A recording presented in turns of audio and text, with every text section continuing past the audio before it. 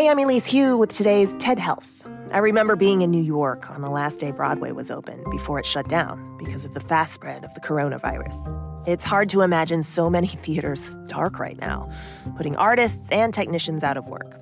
In today's talk, actor and educator Cara Greene Epstein champions the power of theater, which has historically survived other plagues before, to help make meaning of this traumatic period we're in and connect us to one another again, one day.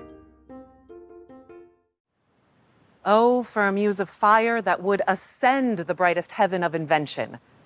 A kingdom for a stage, princes to act, and monarch to behold the swelling scene. Though to be totally honest, right now I'd settle for a real school day, a night out, and a hug from a friend. The words that I spoke at the beginning, oh, for a muse of fire, etc., are Shakespeare's. He wrote them as the opening to his play Henry V, and they're also quite likely the first words ever spoken on the stage of the Globe Theatre in London when it opened in 1599. The Globe would go on to become the home for most of Shakespeare's work, and from what I hear, that Shakespeare guy was pretty popular.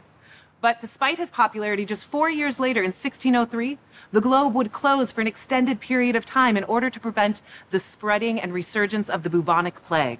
In fact, from 1603 to 1613, all of the theaters in London were closed on and off again for an astonishing 78 months. Here in Chicago, in 2016, new theaters were opening as well. The Steppenwolf had just opened its 1,700 theater space. The Goodman down in the Loop had just opened its new Center for Education and Engagement. And the Chicago Shakespeare Theater had just started construction on its newest theater space, The Yard. Today, all of those theaters, as well as the homes for over 250 other theater companies across Chicago, are closed due to COVID-19. From Broadway to LA, theaters are dark, and we don't know when or if the lights are ever going to come on again. That means that tens of thousands of theater artists are out of work, from actors and directors to stage managers, set builders, costume designers. It's not like it's an easy time to go wait tables. It's a hard time for the theater. And it's a hard time for the world. But while theaters may be dark, theater as an art form has the potential to shine a light on how we can process and use this time apart to build a brighter, more equitable, healthier future together. Theater is the oldest art form we humans have. We know that the Greeks were writing plays as early as the 5th century BC, but theater goes back before that. It goes back before we learned to write, to call and response around fires, and who knows, maybe before we learned to build fire itself. Theater has outlasted empires, weathered wars, and survived plagues. In the early 1600s, theaters were closed over 60% of the time in London, and that's still looked at as one of the most fertile and innovative periods of time in Western theater history. The plays that were written then are still performed today over 400 years later. Unfortunately, in the early 1600s, a different plague was making its way across the ocean, and it hit the shores of what would be called America in 1619, when the first slave ships landed in Jamestown, Virginia. Racism is an ongoing plague in America, but many of us in the theater like to think we're not infected, or that we are at worst asymptomatic.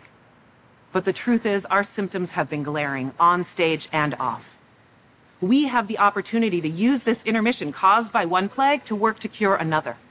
We can champion a theater that marches, protests, burns, builds. We can reimagine the way our theaters and institutions work to make them more reflective and just. We can make this one of the most innovative and transformative periods of time in Western theater history, one that we are still learning about and celebrating 400 years from now. What we embody in the theater can be embodied in the world. Why? Because theater is an essential service. And what I mean by that is that theater is in service to that which is essential about ourselves. Love, anger, rage, joy, despair, hope. Theater not only shows us the breadth and depth of human emotions, it allows us to experience catharsis, to feel our feelings, and rather than ignore or compartmentalize them, move through them to discover what's on the other side. Now, many art forms connect us to our emotions, but what makes the theater unique is that it reveals us to ourselves on stage, so that we can see that our lives are about our relationships and our connections to others, to our parents, to our children, to our teachers, to our tormentors, to our lovers, to our friends. What we do when we engage with theater is we experience in real time, in real space, those relationships and connections changing in the present. The relationships between characters on stage, yes, but also the relationships between characters and the audience, and the relationships between audience members themselves. We go to the theater because we seek connection. And when we're in the theater, our hearts beat as one. That's not a metaphor. Our hearts race together, they're soothed together, we breathe together. Aye, there's the rub. Who knows when we're going to be able to be together again in the same space, breathing in the same air, breathing in the same experience? Who knows when we're going to want to be? We are holding our breath. Luckily, theater doesn't just have to happen in theaters. As theater practitioners, we know some of the most important work we do happens off stage, in rehearsal spaces, garage spaces, studio apartments. At the beginning of this talk, I wished for a kingdom for a stage, princes to act and monarchs to watch the show, but the truth is, none of that is necessary. In fact, some of the most important theater I make happens on Monday mornings in an empty hospital meeting room with just a handful of folks, and only 2 of us are theater artists. The Memory Ensemble, as we call ourselves, is a collaboration between the Looking Glass Theater and Northwestern Center for Cognitive Neurology and Alzheimer's Disease Research. We begin each session with a mantra. I am a creative person. When I feel anxious or uncertain, I can stop, breathe, observe, and use my imagination. Anyone else feeling anxious or uncertain right now? Let's say it together.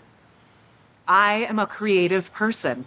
When I feel anxious or uncertain, I can stop, breathe, observe, and use my imagination. Let's look at the first part of that statement, I am a creative person. Many of us have been taught that creativity is a talent only some of us have, a skill reserved for artists, inventors, big thinkers.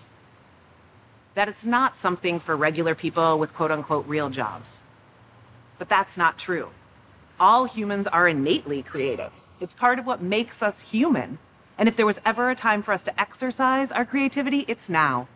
Not to solve or fix our anxiety and uncertainty, but to learn from it and to move through it.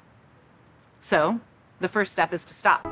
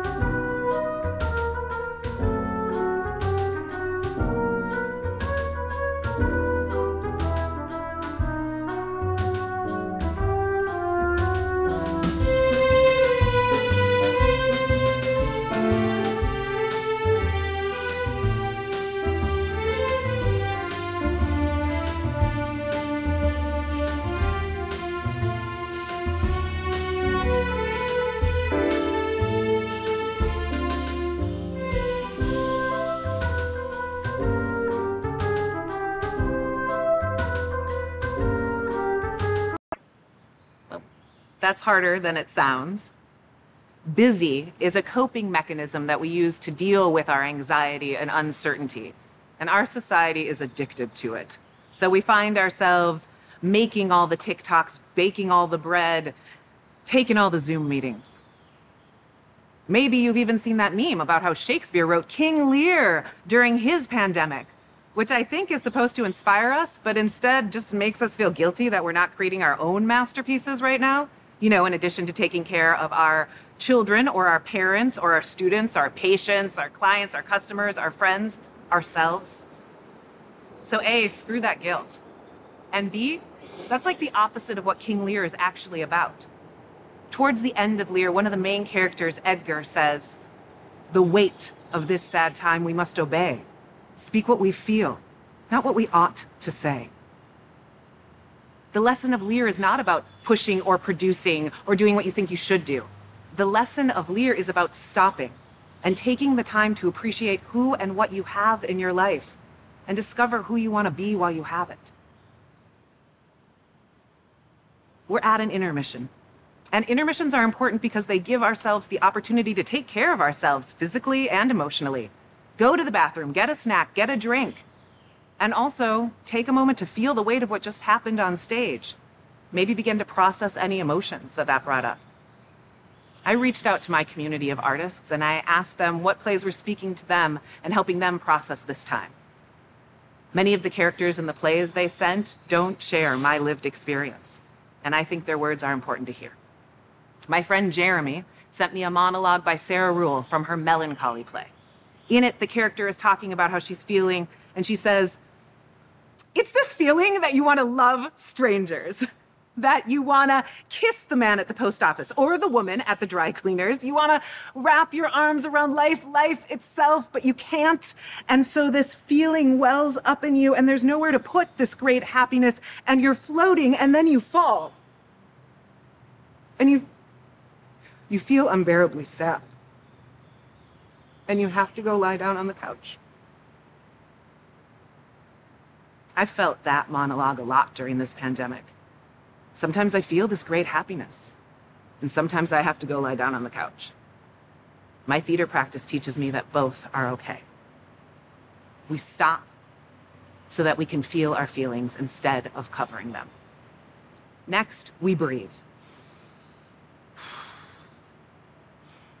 When we inhale, we give ourselves the opportunity to breathe in the present moment and be aware of what's happening right now inside of us as well as outside of us.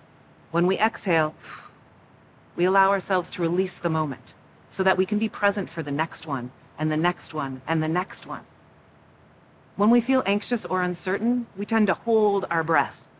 We're scared about what's going to happen next, and so we hold on to what's happening right now, which prevents movement, which keeps us stuck. Far from helping us, holding our breath holds us back. So we stop, we breathe, and then we observe. What's happening around us? How do we feel about that? My friends Greg and Kenesha told me that I should watch the play Pipeline by Dominique Morisseau. And at the beginning of the play, maybe the character has been on stage for a minute. Omari turns to his girlfriend and he says that he's just, like modestly, without intentions, just observing. And his girlfriend says, "What you gotta be observing for?" And Omari says, "To take in my surroundings, learn the world, not be just tied up in my own existence and nothing else." That observation is the key to unlocking our empathy and our curiosity about the world and igniting our imagination about how we can make it even better. My friend Hasmin introduced me to the play Marisol by Jose Rivera. And in it, the guardian angel is talking to Marisol. And she says, "I don't expect you to understand the political ins and outs of what's going on, but you have eyes. You've asked me questions about children and water and war and the moon, questions I've been asking myself for 1,000 years. The universal body is sick, Marisol. The constellations are wasting away. The nauseous stars are full of blisters and sores. The infected earth is running a temperature, and everywhere the universal mind is racked with amnesia, boredom, and erotic obsessions." Sound familiar? We stop, we breathe, we observe. And we use our observations to imagine a world that is fiercer, braver, more beautiful. We use our imaginations to create something new based on our connections to the world and ourselves. One of the things that I know is this: there's always been a certain amount of uncertainty in the theater. But this is the most anxious and uncertain we've ever been in my lifetime. In order to move forward, there's going to have to be a lot of change. Luckily, all great theater provides the opportunity for transformation. We can use this intermission to stop, breathe, observe, and use our imaginations to create a more beautiful world on stage and off, one that is more equitable, more reflective, and more just. As Pryor says at the end of Tony Kushner's masterpiece about the AIDS epidemic, Angels in America, "I'm almost done. The fountain's not flowing now. They turn it off in the winter, ice in the pipes. But in the summer, it is a sight to see. I want to be here to see it. I plan to be. I hope to be.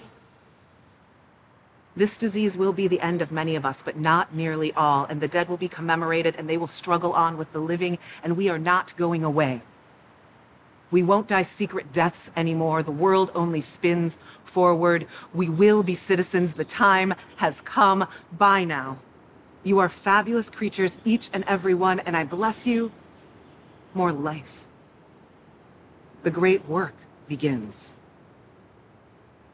The theater has weathered wars, outlasted empires, and survived plagues. It'll continue. I don't know how or when or what it'll look like, but it will, and so will we. As long as we do the essential work of staying connected to that which is essential about ourselves, our communities, and our world. The great work begins. Thank you.